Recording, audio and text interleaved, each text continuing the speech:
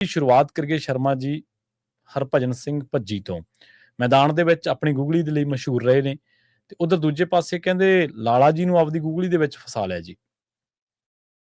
ਪ੍ਰਵੀਨ ਜੀ, ਆਮ ਆਦਮੀ ਪਾਰਟੀ ਨੇ ਪੰਜਾਬ ਤੋਂ ਜਦੋਂ 7 ਰਾਜ ਸਭਾ ਮੈਂਬਰ ਭੇਜੇ ਜੀ ਤਦ ਇਹ ਖੂਬ ਚਰਚਾ ਚੱਲੀ ਕਿ ਭਗਵੰਤ ਮਾਨ ਦੇ ਕੋਟੇ ਚੋਂ ਤਾਂ 1 ਹੀ ਗਏ ਨੇ, ਸੰਤ ਬਲਬੀਰ ਸਿੰਘ ਸਿੰਚੇਵਾਲ। 6 ਦੀ ਚੋਣ ਤਾਂ ਲਾਲਾ ਜੀ ਨੇ ਕੀਤੀ ਆ। ਹੁਣ ਇਹ ਲਾਲਾ ਜੀ ਸ਼ਬਦ ਕੋਈ ਅਧਿਕਾਰਤ ਸ਼ਬਦ ਨਹੀਂ ਹੈਗਾ। ਹਾਂਜੀ ਹਾਂਜੀ ਬਿਲਕੁਲ ਸਹੀ ਹੈ। ਇਹ ਸ਼ਬਦ ਹੱਟੀ ਤੋਂ ਮੁਨਾਫੇ ਵਾਲੇ ਚੋਂ ਜਨਮਿਆ ਸ਼ਬਦ ਹੈ। ਤੇ ਜਿਹੜਾ ਬੰਦਾ ਇਸ ਸ਼ਬਦ ਨਾਲ ਪਛਾਣਿਆ ਜਾ ਰਿਹਾ ਇਹਦਾ ਮਤਲਬ ਉਹ ਮੁਨਾਫੇ ਲਈ ਖੇਡ ਖੇਡਦਾ, ਤਾਂ ਲੋਕਾਂ ਨੇ ਉਹਦੇ ਲਈ ਲਾਲਾ ਜੀ ਸ਼ਬਦ ਚੁਣਿਆ। ਮੁਨਾਫਾਖੋਰੀ ਕਰ ਰਿਹਾ ਬਿਲਕੁਲ। ਔਰ ਇਹ ਸ਼ਬਦ ਪੰਜਾਬ ਦੀ ਆਮ ਜਨਤਾ 'ਚ, ਇੱਥੋਂ ਤੱਕ ਕਿ ਆਮ ਆਦਮੀ ਪਾਰਟੀ ਦੇ ਵਰਕਰਾਂ 'ਚ ਵੀ ਪ੍ਰਚਲਿਤ ਹੈ। ਤੇ ਉੱਥੋਂ ਨਿਕਲੇ ਇਸ ਸ਼ਬਦ ਨੂੰ ਉਸ ਸਮੇਂ ਜਦੋਂ ਇਹ ਸੀਟਾਂ ਤੈਅ ਕੀਤੀਆਂ ਗਈਆਂ, ਨਾਮ ਤੈਅ ਕੀਤੇ ਗਏ, ਤਦ ਪੰਜਾਬ ਦੀ ਜਨਤਾ ਦੇ ਮੂੰਹ ਦੇ ਉੱਤੇ ਇਹ ਗੱਲ ਸੀ ਕਿ ਵੀ ਇਹ ਸੀਟਾਂ ਵਿਕ ਗਈਆਂ। ਠੀਕ ਹੈ ਜੀ।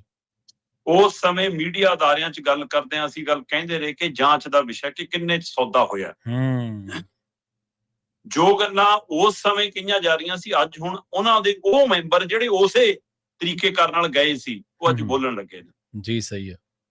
ਹੁਣ ਸਥਿਤੀ ਇਹ ਆ ਕਿ ਹਰਭਜਨ ਸਿੰਘ ਭੱਜੀ ਜਿਹੜੇ 6 ਰਾਜ ਸਭਾ ਮੈਂਬਰ ਪੰਜਾਬ ਚੋਂ ਗਏ, ਉਹਨਾਂ ਚੋਂ ਇੱਕ ਨੇ ਜੀ। ਤੇ ਉਹਨਾਂ ਦੇ ਘਰਾਂ ਤੇ ਗੱਦਾਰ ਲਿਖ ਦੋ, ਉਹਨਾਂ ਦੀ ਸਿਕਿਉਰਿਟੀ ਹਟਾ ਲਓ, ਹੈ ਨਾ। ਇਹ ਸਾਰਾ ਕੁਛ ਕਰਨ ਤੋਂ ਬਾਅਦ ਉਹਨਾਂ ਨੂੰ ਸੋਸ਼ਲ ਮੀਡੀਆ ਤੇ ਟ੍ਰੋਲ ਕਰੋ।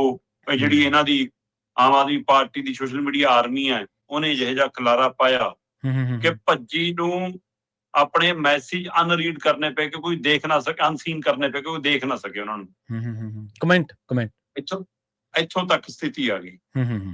ਤੇ ਉਹ ਤੋਂ ਬਾਅਦ ਹੁਣ ਫਿਰ ਭੱਜੀ ਥੋੜਾ ਜਿਹਾ ਤਿੱਖੇ ਸੁਰ ਚ ਆਏ ਜੀ ਤੇ ਉਹਨਾਂ ਨੇ ਸਿੱਧਾ ਸਵਾਲ ਕੀਤਾ, ਕਹਿੰਦਾ ਕਿ ਮੇਰਾ ਮੂੰਹ ਨਾ ਖਲਾਓ, ਤੁਸੀਂ ਆਪ ਹੀ ਦੱਸ ਦਿਓ ਕਿ ਸੀਟਾਂ ਦੇ ਸੌਦੇ ਕਿਵੇਂ ਹੋਏ ਸੀ, ਕਿੰਨੇ ਚ ਵਿਕੀਆਂ ਸੀ, ਤੇ ਉਹ ਪੈਸਾ ਕਿੱਥੇ ਬਚਾਇਆ ਸੀ, ਲਾਲਾ ਜੀ ਨੇ ਕੀ ਕਮਾਇਆ ਸੀ, ਫਿਰ ਉੱਥੋਂ ਲਿਆ ਕੇ ਮੰਤਰੀ ਕਿਵੇਂ ਬਣਾਇਆ ਸੀ। ਮਤਲਬ ਉਹ ਸੰਜੀਵ ਅਰੋੜਾ ਤੇ ਉਂਗਲ ਧਰ ਰਹੇ ਸੀ। ਜੀ ਸਹੀ ਹੈ। ਪਰ ਜਨਾਬ ਕੱਲਾ ਸੰਜੀਵ ਅਰੋੜਾ ਥੋੜਾ ਬਣਿਆ ਸੀ ਰਾਜ ਸਭਾ ਮੈਂਬਰ। ਬਿਲਕੁਲ ਜੀ ਬਣੇ ਤਾਂ ਤੁਸੀਂ ਵੀ ਸੀ। ਸਵਾਲ ਜੇ ਸੰਜੀਵ ਅਰੋੜਾ ਨਾਲ ਕੋਈ ਸੌਦਾ ਹੋਇਆ ਤਾਂ ਤੁਹਾਡੇ ਨਾਲ ਕੀ ਹੋਇਆ ਇਹ ਵੀ ਦੱਸ ਦਿਓ। ਇਹ ਵੀ ਦੱਸ ਦਿਓ। ਸਹੀ ਹੈ ਬਿਲਕੁਲ। ਠੀਕ ਹੈ, ਮਤਲਬ ਕਿ ਸੰਦੀਪ ਪਾਠਕ ਤੇ ਰਾਘਵ ਚੱਡਾ ਸੀ, ਕਹਿ ਦਿੰਦੇ ਨੱਕ ਦੇ ਵਾਲ ਸੀ, ਹੁਣ ਪੱਟ ਕੇ ਸੜਤੇ ਅਗਲੇ ਨੇ। ਤੇ ਪਰ ਤੁਸੀਂ ਵੀ ਤਾਂ ਗਏ ਸੀ ਨਾ ਬਾਕੀ। ਬਿਲਕੁਲ ਤੁਸੀਂ ਵੀ ਗਏ, ਤੁਸੀਂ ਸਾਰੇ ਸੀਗੇ, ਤੁਹਾਡੇ ਨਾਲ ਕੀ ਸੌਦੇ ਹੋਏ ਵੀ ਦੱਸ ਦਿਓ ਨਾ। ਇਹ ਵੀ ਦੱਸ ਦਿਓ। ਸਹੀ। ਤੁਹਾਨੂੰ ਯਾਦ ਆ ਕੈਪਟਨ ਅਮਰਿੰਦਰ ਸਿੰਘ ਜਦੋਂ ਮੁੱਖ ਮੰਤਰੀ ਉਹਦੇ ਤੋਂ ਲਾਂਭੇ ਹੋਏ ਤਦ ਕਹਿੰਦੇ ਮੇਰੇ ਕੋਲ ਫਾਈਲਾਂ ਪਈਆਂ, ਸਾਰਿਆਂ ਦਾ ਹਿਸਾਬ ਪਿਆ। ਬਿਲਕੁਲ ਜੀ ਬਿਲਕੁਲ। ਸਾਰਿਆਂ ਦਾ ਰਿਕਾਰਡ ਪਿਆ ਕਿ ਮੇਰੀ ਕੈਬਨਿਟ ਕੀ ਕਰਦੀ ਸੀ। ਤੇ ਅਸੀਂ ਤਦ ਵੀ ਗੱਲ ਕਰਦੇ ਸੀ ਕਿ ਕੈਪਟਨ ਸਾਹਿਬ, ਜੇ ਤੁਹਾਨੂੰ ਪਤਾ ਹੈ ਤੁਹਾਡੀ ਕੈਬਨਿਟ ਕੀ ਕਰਦੀ ਸੀ, ਤੁਸੀਂ ਚੁੱਪ ਹੋ ਤਾਂ ਤੁਸੀਂ ਮਿਲੇ ਹੋਏ ਹੋ। ਸਹੀ ਹੈ ਬਿਲਕੁਲ ਜੀ, ਏਦਾਂ ਹੀ ਹੈ। ਤੇ ਜੇ ਹੁਣ ਤੁਸੀਂ ਕਹਿ ਰਹੇ ਹੋ ਕਿ ਮੇਰੇ ਕੋਲ ਸਾਰਾ ਕੁਛ ਹੈ, ਤੇ ਹੁਣ ਵੀ ਸਿਰਫ ਡਰਾ ਰਹੇ ਹੋ। ਜਿਵੇਂ ਭਗਵੰਤ ਮਾਨ ਕਹਿੰਦਾ ਮੇਰੇ ਕੋਲ ਉਹਦੀ ਫਾਈਲ ਪਈ ਹੈ, ਮੇਰੇ ਕੋਲ ਸਭ ਦਾ ਹਿਸਾਬ ਪਿਆ, ਤੂੰ ਡਰਾ ਰਿਹਾ, ਤੂੰ ਮੁੱਖ ਮੰਤਰੀ ਹੁੰਦੇ ਕਾਰਵਾਈ ਨਹੀਂ ਕਰ ਰਿਹਾ। ਬਿਲਕੁਲ। ਉਹ ਵੀ ਜੀ ਜੇ ਤੁਸੀਂ ਜਾਣਦੇ ਹੋ ਸਾਰਾ ਕੁਛ, ਜੇ ਤੁਹਾਨੂੰ ਸਾਰਾ ਕੁਛ ਪਤਾ ਹੈ ਕਿ ਏਦਾਂ ਏਦਾਂ ਸੌਦਾ ਹੋਇਆ ਤੇ ਤੁਸੀਂ ਚੁੱਪ ਰਹੇ, ਤਾਂ ਫਿਰ ਤੁਸੀਂ ਨਾਲ ਮਿਲੇ ਹੋਏ ਹੋ। ਜੀ ਸਹੀ ਹੈ ਬਿਲਕੁਲ। ਤੇ ਜੇ ਹੁਣ ਵੀ ਤੁਸੀਂ ਦੱਸ ਨਹੀਂ ਰਹੇ ਤਾਂ ਫਿਰ ਤੁਹਾਡੇ ਤੇ ਵੀ ਕਾਰਵਾਈ ਕਿਉਂ ਨਾ ਹੋਵੇ। ਜੀ ਸਹੀ ਹੈ ਬਿਲਕੁਲ। ਮੁੱਖ ਮੰਤਰੀ ਭਗਵੰਤ ਮਾਨ ਕੱਟੜ ਇਮਾਨਦਾਰ ਪਾਰਟੀ ਦੇ ਮੁੱਖ ਮੰਤਰੀ ਨੇ। ਉਹ ਬੱਗਾ ਚੱਕਣ ਪੁਲਿਸ ਭੇਜ ਸਕਦੇ ਆ। ਸਹੀ ਹੈ ਬਿਲਕੁਲ ਜੀ। ਉਹ ਕੁਮਾਰ ਵਿਸ਼ਵਾਸ ਤੇ ਕਾਰਵਾਈ ਕਰਾ ਸਕਦੇ ਆ ਪੰਜਾਬ ਦੀ ਪੁਲਿਸ ਤੋਂ। ਉਹ ਸਵਾਲ ਕਰਨ ਵਾਲਿਆਂ ਨੂੰ ਘਰਾਂ 'ਚ ਬੰਦ ਕਰਾ ਸਕਦੇ ਆ। ਤੇ ਫਿਰ ਭੱਜੀ ਤਾਂ ਐਡਾ ਬੜਾ ਦੋਸ਼ ਲਾ ਰਿਹਾ ਤੁਹਾਡੇ ਤੇ ਭਾਈ, ਤੁਹਾਡੀ ਪਾਰਟੀ ਤੇ।